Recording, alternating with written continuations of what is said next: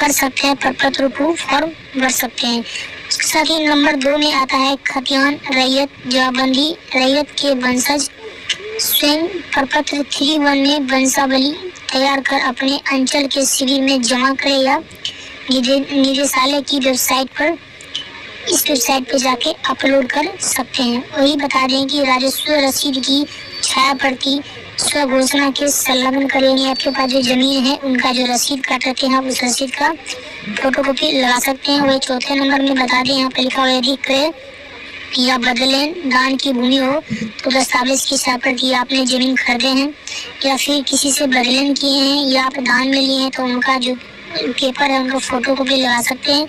उसके साथ ही यहाँ पे लिखा हुआ यदि सक्षम न्यायालय के आदेश का अगर छाया पड़ती है, जैसे आपके जमीन पे किसी प्रकार की आपत्ति है यानी केस चल रहा है तो उनका जो आपके कोर्ट से मिला है कागज वो आप दे सकते हैं, छाया पट्टी लगा सकते हैं। वही 6 नंबर में आपको मिलेगा बंदोबस्त भूमि दान प्रमाण पत्र वसीयत पर्चा छाया पट्टी आपके बंदोबस्त ये जिस प्रकार की जमीन है अगर आपके पास पेपर है तो दे सकते हैं।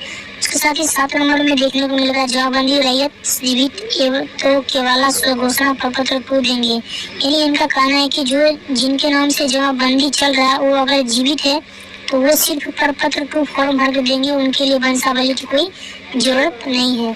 वही यहाँ पे जो लिखा हुआ है लास्ट में जो किसान के लिए राहत देने वाली खबर है जो कि यहाँ लिखा हुआ है आवश्यक कागजात नहीं, ये जो कागजात वो आपको नहीं लगने वाला है क्योंकि प्रपत्र 3 में वंशावली का जिक्र किया गया। कई सारे ऐसे किसान हैं जो परेशान है कि वंशावली हम सचिव से बनवाए या जो है सरपंच से बनवाए या कोर्ट से बनवाए, तो यहाँ पे जो खबर निकल के आ रही है इसमें नोटिस में दिया हुआ है वंशावली कार्यपालक दंडाधिकारी नोटरी पब्लिक के सक्षम शपथ करने की आवश्यकता कोई नहीं है। यानी आप वंशावली खुद से आप बनवा के इसको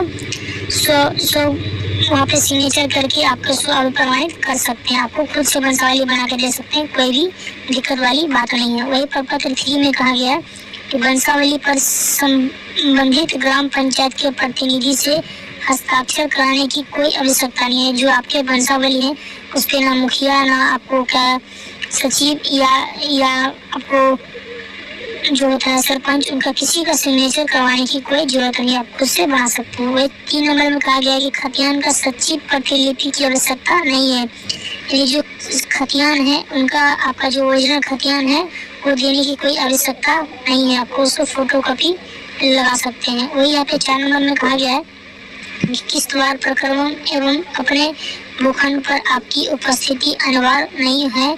अगर आप स्वयं या आपके कोई विश्वस्त प्रतिनिधि जमीन पर उपस्थित हो रहता है तो सर्वे कर्मियों को पहचान करने में सुविधा होगी। यानी बता दूं कि अगर आप बाहर में रहते हैं, प्रदेश में रहते हैं और आपने प्रपत्र को फॉर्म भर दिया ऑनलाइन के माध्यम से ऑफलाइन के माध्यम से और फिर आप जो है वहाँ चले गए बाहर प्रदेश और आपको पता नहीं कि कब आपके जमीन पर जो सर्वे के अधिकारी हो आएंगे तो आपको वहाँ रहने की कोई जरूरत नहीं। आपके नज़दीकी जो भी आपको जान पहचान वो भी रहेंगे तो उनके द्वारा भी आपका जमीन का सर्वे जमीन तरीके से कर दिया जाएगा, आपको रहने की कोई जरूरत नहीं है।